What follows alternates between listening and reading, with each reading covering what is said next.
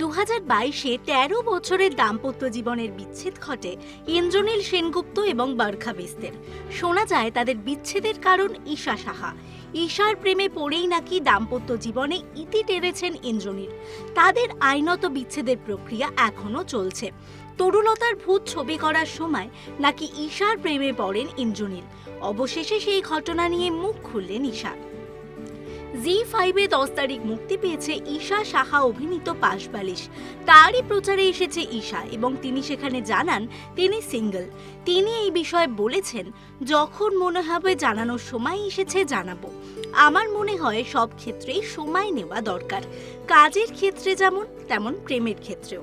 অভিনেত্রীর কাছে বিয়ে শিলমোহর আলাদা করে গুরুত্ব পায় না বলে জানিয়েছেন তিনি। তার কাছে ভালো থাকা, ভালোবাসাটাই আসল। নাম না নিয়ে ইন্দ্রনীলের সাথে সম্পর্কে জড়ানোর জল্পনা নিয়েও মুখ খুলেছেন অভিনেত্রী। তিনি বলেছেন, পরিবারের লোকেদের এই জল্পনা মানতে অসুবিধা হয়েছিল।